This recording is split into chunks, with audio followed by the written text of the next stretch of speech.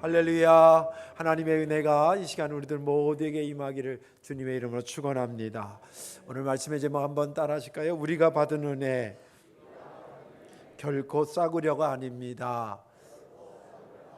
아멘. 믿음 되길 바랍니다. 설교 듣기 전에 이런 생각하면 좋겠습니다. 내가 대한민국 국민이라는 것에 대한 자부심이 있습니까?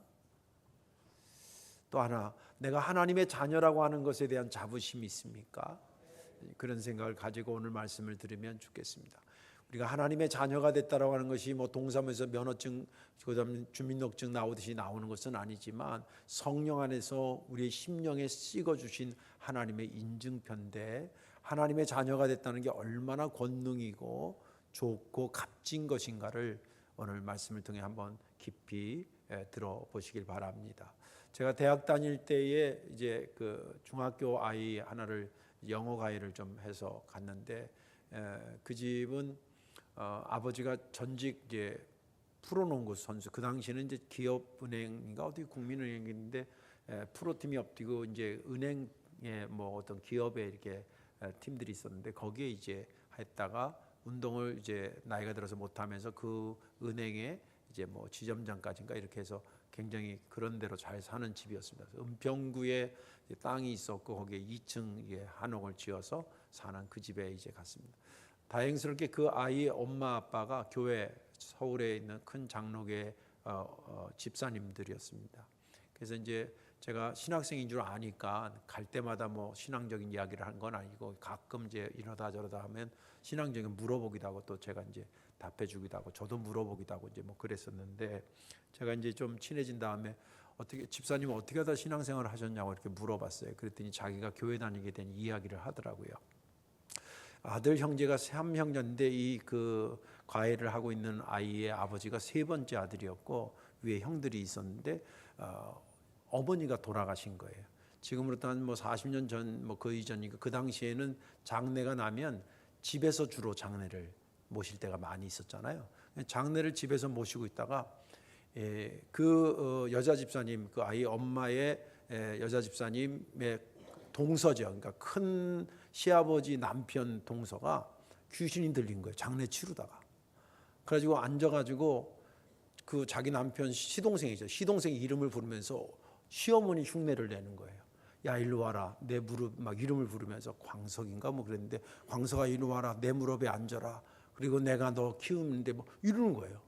그러니까 뭐 거기 장례 치르다 난리가 난 거예요. 그리고 무섭기도 하고, 예수 안 믿었으니까 그랬겠죠. 그리고 이제 어떻게 진정을 해서 이제 겨우겨우 장례를 치르고 집에 왔는데, 이 그 집사님이 교회 안 다닐 때니까 집에 왔는데 너무 무섭더라는 거예요. 그 귀신 들려가지고 손위에 동서가 막 한 거가 이 머릿속에서 지워지질 않는다는 거예요. 무서워서. 그래서 고민하다 아는 사람한테 이렇게 했는데, 마침 그 아는 사람한테 얘기를 했는데, 그 아는 사람이 신앙이 참 좋으신 분이었고 지금 자기가 나가는 교회에 한 권사님 정도 되셨나 봐요. 그 권사님이 아무개 엄마 걱정할 거 없어, 교회 다녀. 당신 예수 믿으면 당신 하나님의 자녀가 돼. 그러면 하나님이 돌봐줘. 귀신이 건드리지도 못해. 건드리다가 도망가. 이 아줌마는 예수님이 좋아서 간 게 아니라 무서워서 교회 다니기 시작한 거예요. 그러다가 이제 말씀 듣고 변화되고 해서 나중에 집사님까지 이렇게 됐더라고요. 그래서 제가 그랬어요. 이거 흔치 않은 경험을 하셨네요. 그랬어요. 흔치 않죠? 그런데 그런 경험 여러 번 해봤어요? 흔치 않잖아요. 아주 흔치 않은 경험을 하셨는데, 그러니 그거에서 극복됐으니까 흔치 않은 은혜를 받은 거 아니냐. 그러니까 앞으로 남은 거는 열심히 신앙생활 하시는 것밖에 없다고, 자기도 그렇게 생각한다고 그렇게 이야기를 나눈 적이 있습니다. 우리가 하나님의 자녀가 된 거 그 싸구려 아닙니다. 절대 싸구려가 아닙니다. 그냥 예수 믿으면 다 예수 믿으면 하나님 자녀 된다니까 돗대기 시장에서 1+1으로 나눠주는 게 절대 아닙니다. 그 믿음의 자부심이 오늘 말씀 가운데 크게 임하기를 주의 이름으로 축원합니다. 오늘 말씀은 요한복음 1장에 있는 말씀인데, 사실은 1절부터 말씀이 육신이 되어 우리 가운데 거하시네, 그 말씀부터 해야 되는데 시간이 길어서 9절부터 18절까지만 읽었습니다. 거기 내용의 흐름은 이런 겁니다. 이 땅에 예수님이 오셨는데 그걸 성육신했다 그러죠. 그 성육신한 것에 대해서 왜 오셨는지, 어떻게 오셔서 하는 건지, 무엇을 하셨는지, 그것으로 인해서 우리는 어떤 은혜를 받는 건지, 이런 것들을 비교적 소상히 가르쳐 준 것이 오늘 본문의 말씀입니다. 여기 첫 번째 말하기를 예수님은 참빛으로 이 땅에 오셨다. 가만히 계신 참빛이 아니라 이 땅에 오신 참빛이었다. 그래서 많은 사람들에게 비춰졌는데, 그리고 이 많은 사람들을 만들 때 그 예수님께서 창조하신 건데도 불구하고 마땅히 그분을 영접해야 되는데 이 땅에 있는 사람들이 그분을 영접하지 아니했다. 그러나 그 예수님을 영접하고 그 이름을 믿는 자들에게는 하나님의 자녀가 되는 권세를 주셨으니, 이것은 혈육으로나 그리고 인간의 어떤 욕정으로나 욕망으로나 그리고 인간의 의지로 되는 것이 아니라 철저하게 하나님으로부터 오는 것이다. 이 땅에 오신 참비신 예수님은 하나님의 독생자이시고, 그리고 그분 안에는 은혜와 진리가 충만하신 분이다. 세례 요한이 그토록 예언하면서 내 뒤에 오실 그분, 그러나 나보다 먼저 계신 그분이 곧 오실 거라고 얘기했던 그분이 바로 이분을 말하는 것이었다.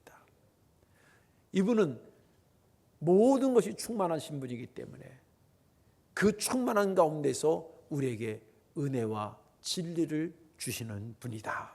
그러면서 이 모세가 우리에게 율법을 주었듯이 예수님은 우리에게 오셔서 당신의 삶을 통해서, 당신의 말씀을 통해서 온 몸을 다해서 우리에게 은혜와 진리가 무엇인지를 가르쳐 주기도 하고 은혜와 진리를 우리에게 주신 분이다. 하나님을 우리가 볼 수 없지만 보이지 않는 하나님을 보여준 하나님이 예수 그리스도다 라고 하는 것이 본문의 전반적인 이야기입니다. 저는 지난 주간에 이 본문을 읽으면서 특별히 12절과 16절 말씀이 은혜가 됐는데요, 12절에 영접하는 자 곧 그 이름을 믿는 자들에게는 하나님의 자녀가 되는 권세를 주셨으니, 16절 말씀은 우리가 다 그의 충만한 데서 받으니 은혜 위에 은혜로라. 이 말씀이 은혜가 된 것은 뭐냐면, 우리가 주님으로부터 받은, 구체적으로 하나님의 자녀가 됐다라고 하는 것이 이게 보통 엄청난 은혜가 아니에요. 돈으로 살 수 있는 것도 아니고 누구나 아무나 줄 수 있는 것도 아니고 그 어마어마한 것을 주님께서 우리에게 주셨다라고 하는 것, 그 말씀의 은혜가 됐습니다. 오늘 말씀 전하는 저나 또 듣는 우리 모두가 은혜 받고 내가 하나님의 자녀가 됐다는 것에 다시 한번 감사하는 저와 여러분들 되시기를 주님의 이름으로 축원합니다. 오늘 말씀은 크게 두 덩어리인데, 하나는 우리가 받은 은혜가 얼마나 값비싼 은혜인가라고 하는 것, 그리고 값진 그 은혜를 받은 우리는 우리의 삶을 어떻게 살아가야 되는가, 이 두 가지를 잠깐 나누고자 합니다. 우리가 받은 은혜가 얼마나 값진 거냐? 내가 하나님의 자녀가 됐다는 은혜입니다. 내가 하나님의 자녀가 됐다는 은혜입니다. 제가 외국에 가서 이렇게 선교 때문에 가고 그러면 그 사람들이 한국 사람을 얼마나 부러워하는지 몰라요. 특히 청소년부 애들이나 청년들 데려가면 걔네들 바라보는 눈이 너무나 부러워. 야, 너는 태어나자 대한민국 국민이구나. 참 좋겠다. 근데 아이러니한 거는 진짜 좋아해야 될 녀석들이 좋아하지 않아. 여러분들 하나님의 자녀가 됐다는 것 12절 말씀에 이렇게 기록하고 있습니다. 영접하는 자 곧 그 이름을 믿는 자들에게는 하나님의 자녀가 되는 권세를 주셨으니, 이것은 이런 말이잖아요. 예수를 믿으면 예수님이 우리를 당신의 자녀로 삼아주셨다, 그 얘기를 하는 거예요. 그게 엄청난 값지고 돈으로 환산할 수 없는 어마어마한 일이라는 거예요. 그런데 여기서 한 가지 놓쳐서는 안 되는 생각이 있습니다. 그건 뭐냐면, 이게 우리가 하나님의 자녀가 됐다는 게 왜 이렇게 엄청난 일이냐고요. 나한테 원인이 있는 거예요? 나를 자녀 삼은 하나님께 있는 거예요? 하나님께 있는 거예요. 오늘 여기 본문에 하나님은, 다시 말해서 삼위일체 하나님 얘기하지만 하나님, 또 이 땅에 오신 예수 그리스도, 그래서 알려준 성령 하나님은 얼마나 위대한지에 대해서 오늘 본문에서만 제가 간단하게 추렸는데 7가지를 추렸어요. 근데 예수님의 위대하심이 7가지만 되느냐? 아니에요. 여기 본문에서 나오는 것만 그래요. 그것들을 잠깐 살펴보면서 나를 대체 자녀 삼은 그분이 얼마나 위대하길래 내가 그분의 자녀가 된 것이 엄청난 일이라고 말하는지를 한번 살펴보자는 거예요. 오늘 성경의 첫 번째는 말하기를 예수님을 참빛이라고 그래요. 참빛. 이것은 거짓빛에 대한 반대말로 쓴 것이 아니라 불완한 존재를 완전케 하는 것의 의미에서 참빛입니다. 그런 의미의 참빛입니다. 죄로 인하면 나는 완전할 수가 없습니다. 그런데 주님께서 참빛을 내게 비춰주심, 당신을 나한테 비춰주심으로 인해서 내가 완전한 자가 된 것, 이 의미에서의 참빛을 얘기합니다. 너무 감사하죠? 너무 감사하죠. 또 그분은 세상에 오신 분이라는 거예요. 근데 우리가 하도 자주 듣는다고 그거 가볍게 들어서는 정말 안 돼. 하나님이 하늘 보좌를 버리고 이 땅에 내려온다는 게 여러분 어떤 일인 줄 아세요? 우리가 잘 아는 바울은 그가 기도 중에 3층 천에 갔다 왔다 그랬어요. 3층 천은 뭐냐면 이 땅에 사는 것을 한 층으로 보고 공중을 한 층으로 보고 2층으로 보고 하나님의 나라가 있는 것을 3층이라 그 당시의 세계관 속에 그렇게 그래서 3층 천에 갔다는 거예요. 하나님이 계신 곳에 가서 보니까 딱 한마디로 나는 이 땅에 더 이상 살고 싶지가 않다는 거예요. 난 지금 이게 그분의 고백이에요. 나는 지금이라도 딱 해서 거기에 가고 싶은 게 내 꿈이라는 거예요. 그러나 여기 남겨져 있는 것은 그분이 하라고 하는 것이 있어서 남아있는 거지 나는 여기 전혀 미련 없다. 여러분들 지금 여기 혹시 좋은 집에 사시는 분들한테 하면 이분들도 다 결혼 초기에는 월세 살고 그랬을 거예요. 그 월세 생각나죠? 집에 어디 거기 다시 가고 싶어요? 응? 다시 가고 싶으냐고. 하늘 보좌를 버리고 이 땅에 왔다라고 하는 것은 바울이 얘기한 것처럼 정말 더 이상 말이 필요 없는 곳에서 계신 분이 이 땅에 오셨다는 거예요. 제가 하는 것 중에 선교사들을 나름대로는 최선을 다해서 친구 선교사든 뭐 선배 선교사든 후배 선교사든 가리지 않고 선교사라 그러면 저는 까박 죽습니다. 그리고 밥 한 끼라도 좀 대접하려고 그러고 손에 용돈이라도 좀 주려고 그래요. 그래요, 진짜. 이유는 딱 한 가지예요. 그 선교사가 나보다 공부를 잘해서도 아니에요. 그 친구가 나보다 많은 일을 해서도 아니에요. 저한테 있어의 이유는 딱 한 가지는 뭐냐면 세상에 30살까지 한국 땅에 살다가 여기 익숙해져 있는 사람 비행기 타고 대여섯 6시간 가고 7, 8시간 가서 전혀 기후도 다르고 언어도 다르고 문화도 다르고 모든 척박한 그곳에 세상에 거기 가서 복음 증거하고 산다는 그 자체가 저로 하여금 그를 존경하게 만들어요. 그래서 제가 나름대로 단기 선교 같은 데 이렇게 갈 때 지키는 나름대로의 철칙이라고 하면 좀 그렇고 규칙이 있는데 그 일주일 가면서 먹는 거 바리바리 안 싸가요. 왜 그러냐면 거기 가서 사는 친구 선교사한테 대한 그건 결례라고 생각해요. 거기 음식 안 맞으면 거기 음식 안 맞는 걸 맞춰가면서 사는 그런 데 있는데 일주일 가면서 막 이랬니 저랬니 하고 그래서 그냥 그래서 그냥 가요. 웬만하면 그냥 가. 또 뭐 가져가는 게 나쁘다 그건 아닌데 정 뭐 하면 가야죠. 그러나 갔을 때 거기에 그들과 함께 하기 위해서 내 나름대로 일부러 고난의 길을 가는 거예요. 여러분들 좋은 데 있다가 사람이 낮은 데로 간다는 건 쉽지 않아요. 낮은 데 있다가 좋은 데 가는 건 쉽지만 주님께서 하늘 보좌를 보고 이 땅에 오셨다는 건 그거 피상적으로만 그렇게 생각하면 안 돼요. 주님은 당연히 할 일이라고 생각해서는 안 돼요. 이게 보통 은혜가 아닌 거예요. 그것을 하셨다고 성경은 말해주고 있습니다. 그리고 그분은 창조주라는 거예요. 이 창조주는 없는 것을 있게 하시는 거예요. 절대 능력의 사람이고 무질서를 질서 있게 하시는 거고 이런 분이기 때문에 창조주라는 것에 비견할 수 있는 능력이 없어요. 저 사람보다 더 센다는 의미의 상대적 능력이 아니라 하나님 같은 능력은 누구도 갖고 있는 사람이 없다고 할 때 절대 능력인데 그게 표현이 창조주라는 거예요. 오늘 10절의 말씀에 예수님이 창조주라고 하는 것을 말하고 있습니다. 그가 세상에 계셨으며 세상은 그로 말미암아 지은 바 되었을 때 세상이 그를 알지 못하였고 네 번째는 이 하나님이 보통 얼마나 위대하신지 나 같은 것을 당신의 자녀로 삼아준다는 거예요. 나 같은 것을. 저번에 어디 방송에 보니까 개를 입양시키더라고요. 유기견들 모아놨다 했는데 어떤 개가 하나 못 가고 있지. 얘가 오래됐는데 못 갔대요. 알고 보니까 개도 장애가 있더라고요. 장애 있는 개라서 입양하러 오는 사람들 좀 힘든데 이해가 되죠. 그래서 좀 건강한 개들을 주로 가고 얘는 아직 주인을 못 찾았대. 그래서 그 유기견 센터에 있는 사람이 내가 그냥 주인처럼 데리고 있다고 그런 얘기를 하더라고요. 주님께서 당신의 자녀를 삼는데 좀 웬만하면 키도 좀 크고 키 작은 자는 은혜 받을지어다. 키도 좀 크고 좀 개 중에 좀 똑똑도 하고 IQ 100 이하는 좀 회개할지어다.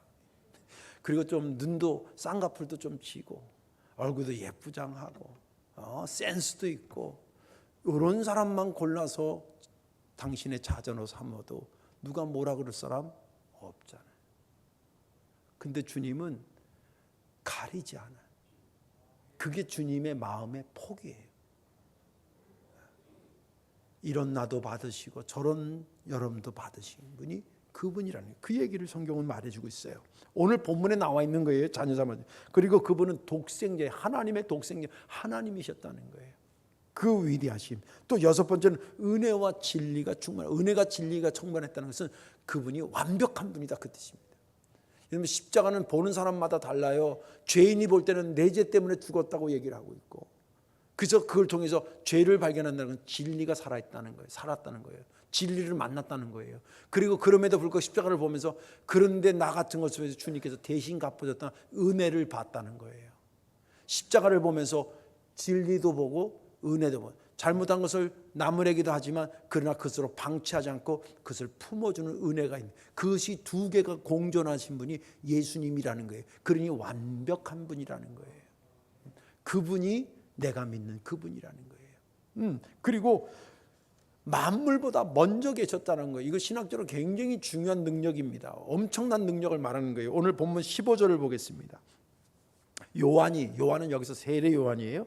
세례 요한이 그에 대하여, 다시 말해서 예수님에 대해서 증언하여 외쳐 이르되 내가 전에 말하기를 내 뒤에 오시는 이가 나보다 앞선 것은 나보다 먼저 계심이라. 나보다 먼저 계시니 한 것이 이 사람을 가리킴이라 하니라. 지금 이 세례 요한이 예수님이 나보다 먼저 계신 분이라는 거예요. 근데 실제 나이로 보면은 세례 요한은 예수님보다 6개월 먼저 태어난 사람이에요.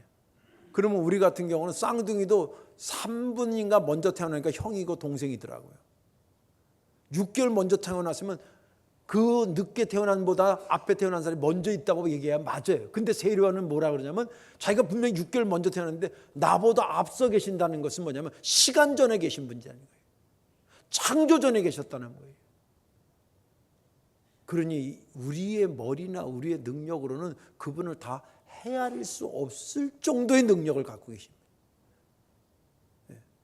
이분이 더 중요한 것은 나 같은 것을 자녀 삼아 주셨다는 거예요. 그래서 내가 하나님의 자녀가 된 것이 엄청난 은혜라는 거예요. 자, 그러면 우리가 하나님의 자녀가 된 것은 그러면 아무것도 아니냐? 아니에요. 이것도 보통 대단한 게 아니에요. 하나님의 자녀가 되면 예우가 달라져요. 예우가 달라요. 하나님이 누가 되냐면 아저씨가 아니라 아버지가 돼요. 아버지라고 부를 수 있도록 허락해 주셨어요. 그 어마어마한 하나님을 그냥 저를 한번 쳐다만 줘도 감사한 그분이 이제 너 앞으로 나를 아버지라고 불러라. 할렐루야. 그렇게 나를 허락해 주셨다는 거예요. 영적 신분이 달라졌다는 거예요. 하나님의 자녀가 돼, 죄의 자식에서 하나님의 자녀가 됐다는 거예요. 그리고 나니까 아까도 말한 것처럼 돌보는 손길이 달라져. 성령 하나님께서 우리를 친히 돌보시기 시작해요. 이것은 제 말이 아니라 성경의 말이에요. 요한복음 14장 26절에 이렇게 되어 있습니다. 보혜사, 성령을 얘기하죠. 곧 아버지께서 내 이름으로 보내실 성령, 그가 너희에게 모든 것을 곧 가르치고 내가 너희에게 말한 모든 것을 생각나게 하리라. 여기서 보혜사는 영어로는 대문자입니다만 the counselor라고 되어 있어요.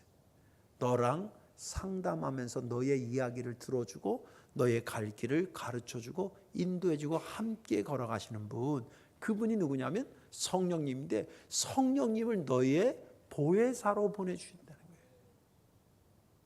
거예요. 또 생명싸개로 쌓아주시는 거예요. 여러분 생명싸개가 뭐냐면 다윗이 그렇게 사울왕한테 죽을 고비를 넘기는데도 희한하게 살아나. 희한하게 살아. 여러분들 요새 택배 많이 보내는데 택배 같은 거 좀 잘 깨질 것 같은 거 이렇게 택배 야 이거 제대로 올까 그러고 시켰는데 제대로 안전하게 왔어요. 뜯어보니까 그 안에 막 그 에어 비닐인가 뭐 이렇게 해가지고 막 풍선같이 돼 있고 막 스펀지도 있고 얼마나 감쌌는지 집어 던져도 깨지질 않아. 이게 생명싸개예요. 여러분들 지금 성령께서 싸고 계신 줄로 믿으시기 바랍니다. 여러분들 자녀들 이거 그냥 심리적으로 하는 게 아니라 성경이 말해주는 거예요. 예. 그리고 우리의 사는 집이 달라져. 우리가 이 땅에 살지만 우리 집이 천국이 내 집이 됐어요. 믿음 되시기 바랍니다. 오늘도 제가 아침에 장례 치르고 왔는데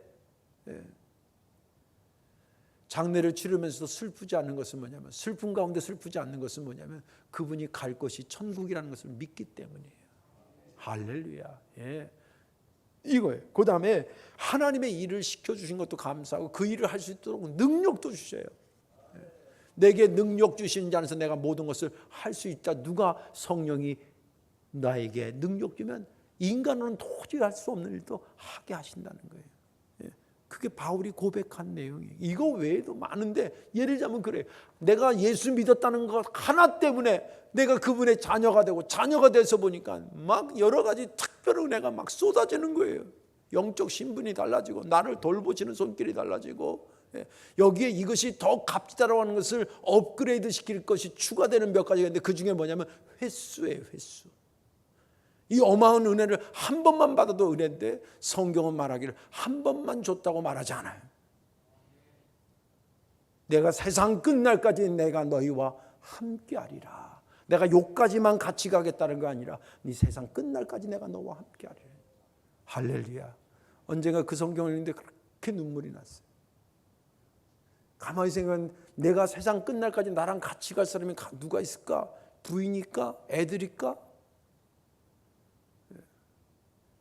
아니에요. 부인이 나를 사랑하지 않아서? 자식이 나를 사랑하지 않아서? 아닙니다. 갈 때 혼자 가는 거예요. 혼자 가는 거예요. 그런데 혼자가 아닌 혼자가 누구냐? 주님과 함께 가는 거예요. 횟수로 주님은 한 번이라고 말하지 않았어요. 그리고 또 이것은 거저 주셨다고 무료로 주셨다고 얘기했어요. 여러분들 우리가 하나님의 자녀가 된 것이 얼마짜리인 줄 아세요?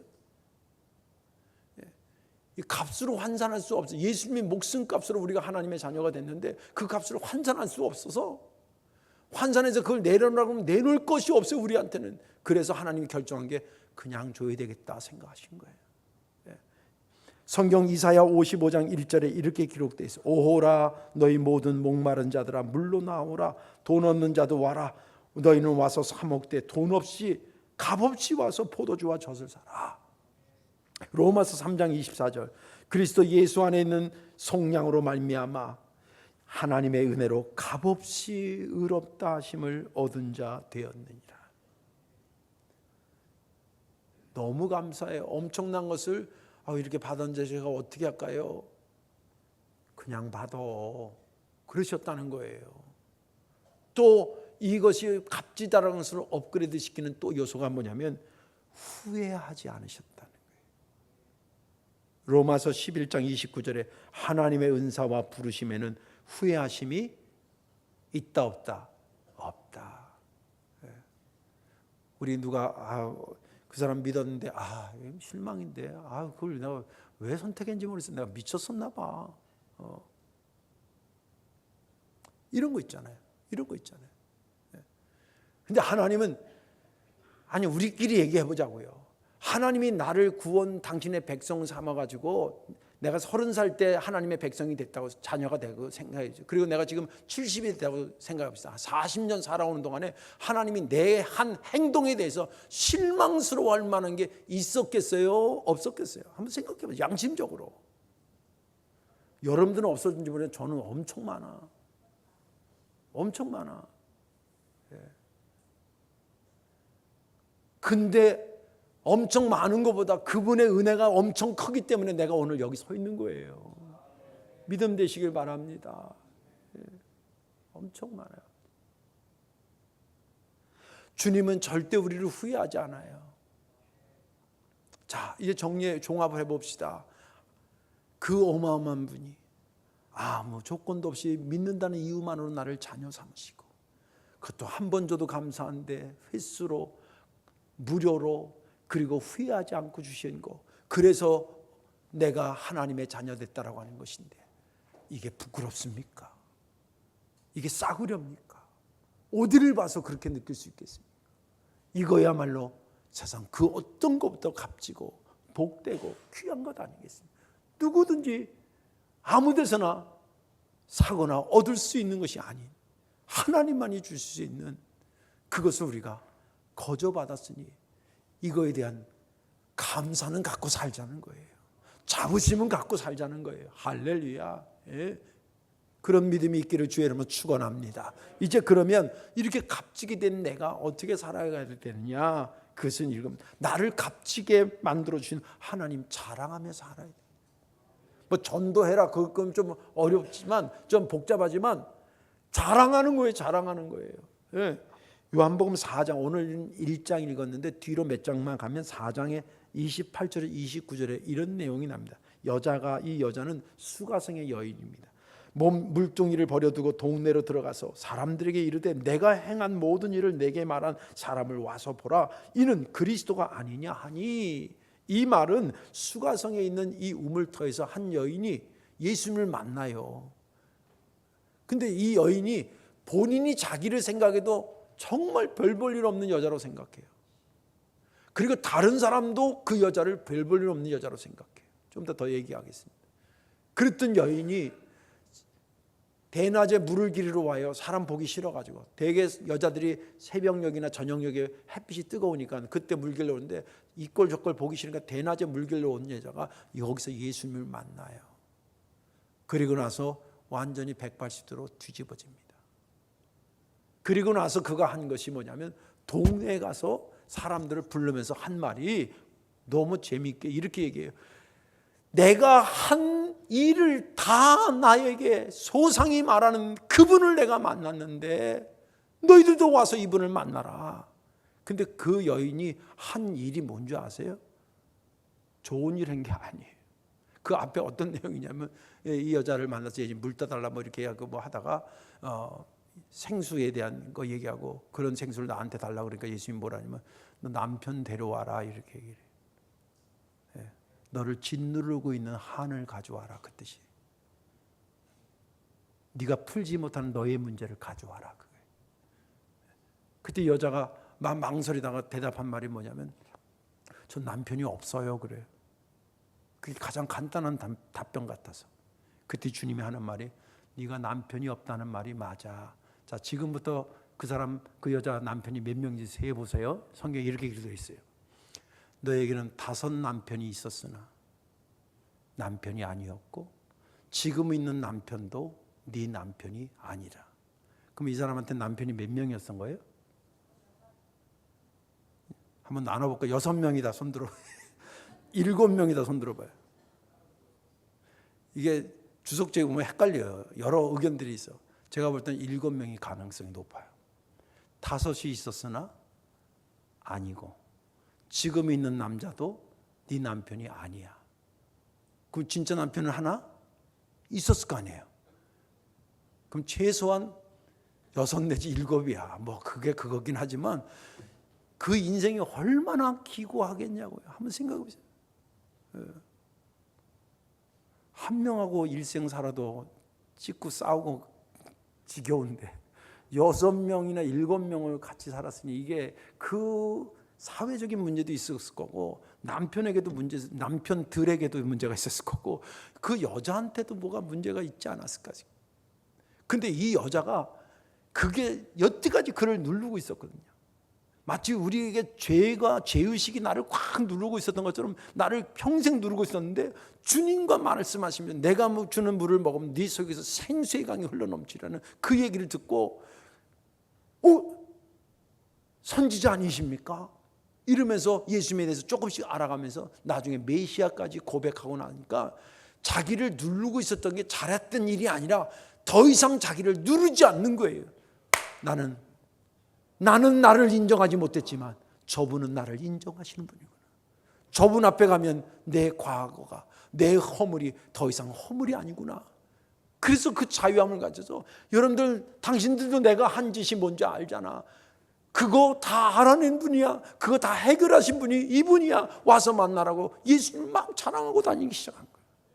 여러분, 전도가 다른 게 아니에요. 예수 믿고, 우리 장로님 아까도 기도했지만 행복하게 사세요. 왜 이렇게 웃어? 뭐 좋은 일 있어?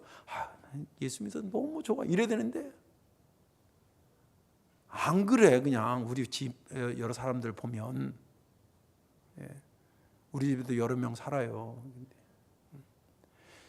여러분들 표정을 그렇게 하라는 게 아니라 정말 이렇게 값진 것을 얻었으니까, 거저 받았으니까 무시해도 되는 겁니까? 주님께서 나를 이렇게 인정해 주고 나를 자녀 잡은 게 너무 감사해서 자랑하러 다니는 게, 바울도 마찬가지예요. 바울도 다른 이유가 없어요. 그의 사도행전에 보면 나는 예수 믿는 사람을 잡아 죽이러 다니는 나 같은 죄인 중에 개수가 나 같은 건데 그분이 나를 덮어서 나를 이방인의 사도로 삼아주셨다는데, 이런 생명의 은인이 어디냐. 난 그래서 땅 끝까지 내 생명 다할 때까지 그분, 나 받아주신 그분 자랑하러 다닐 수밖에 없다고. 그 간증을 3번이나 해요. 그거는 3번만 했다는 게 아니에요. 곳곳에 가는 말. 당신 과거에 이런 사람 아니었어요. 근데 어떻게 이렇게 바뀌어서, 말도 마요. 세상 사람들은 나를 그렇게 안 받아요. 주님이 나를 그렇게 받아주셨어요. 친히 나타나서 나에게 말씀하셨어요. 그러니 내가 어떻게 그분을 부인할 수 있겠어요? 이게 일생이에요. 그의 일생이에요. 한번 생각해보세요. 사마리아 여인에게만 주님이 그런 은혜를 줬겠어요? 바울에게만 그런 은혜를 줬겠어요? 여기 앉아있는 우리들에게는 그분이 은혜를 안 줬겠어요? 우리가 그분의 은혜로 하나님의 자녀가 됐다고 한다면, 사마리아 여인이 예수님을 자랑한 것처럼, 또 바울이 예수님을 자랑한 것처럼 우리도 적어도 자랑하며 살기를 결단해야 되지 않겠냐는 것입니다. 그런 결단이 있기를 주의 이름으로 축원합니다. 이제 말씀을 정리하겠습니다. 제가 목회하면서 화가 날 때가 있어요. 누가 나한테 뭘 해서 화가 나는 건 아니고, 저러면 주님이 화나실 거다 생각해서 주님이 화낸 것이 내가 화낸 것처럼 표현되는 것들이 있어요. 그 중에 하나가 뭐냐면, 주님이 이렇게 해서 하나님의 자녀라고 삼아줬는데 교회 나가는 거를 자부심 가지고 좀 살고 떳떳하게 해야 되는데, 예수 믿는 게 뭐 죄예요? 교회 오다가 동네 사람 만나서 어디 가냐 하면 왜 교회 간다고 말을 못하고 저기 간다 그러지. 어디 가서 저기 성경책 들고 오다 저기 오면 왜 이렇게 뒤로 감췄다가도 이렇게 가슴에, 한 예로 들자면 우리 예수 믿는 것, 하나님의 자녀 된 거 보통 은혜 받은 게 아니에요. 부끄러워할 일이 아니에요. 주님도 그렇게 얘기했어요. 누가복음 9장 26절에 누구든지 나와 내 말을 부끄러워하면 인자도 자기와 거룩한 천사들의 영광으로 올 때 그 사람을 부끄러워하리라. 이 말은 굉장히 뼈가 있는 말씀이에요. 나는 너를 여태까지 부끄럽게 키운 적이 없다는 거예요. 내가 너를 내 자식 만들려고 어떻게 한 줄 아냐고. 근데 네가 나를 부끄럽게 여기면 그야말로 내가 너를 부끄럽게 여길 수밖에 없죠. 담대하십시오. 명절 돼서 이제 식구들 만나시고 안 믿는 식구들도 만나고 그러실 겁니다. 그럴 때마다 예수 믿는 쟤네 집은 뭔가 달라도 달라, 그런 평가를 받을 정도로, 그것은 외적으로 꾸미려고 꾸는 게 아니라 내 속에 내가 하나님의 자녀가 됐다라고 하는 그런 거룩한 감격이 있으면 그게 생각으로 나고, 생각은 언어로 표현되고 손동작으로 표현돼서, 물론 그 길이 십자가의 길일 수도 있겠지만, 그러나 세상에서 줄 수 없는 어마어마한 것을 받았다는 자부심을 가지고 여러분들 하나님의 자녀답게 담대하게 살아가시는 값비싼 사람들 되시기를 주님의 이름으로 축원합니다. 기도하겠습니다.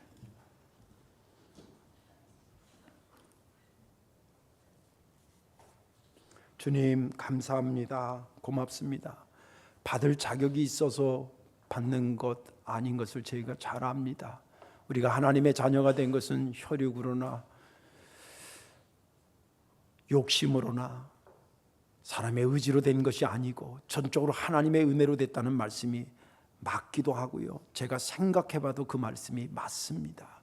그 엄청난 것으로 나를 값지게 만들었으니 아버지여, 값진 사람답게 살아가는 용기와 힘을 더하여 주옵소서. 예수님의 이름으로 감사하며 기도하옵나이다.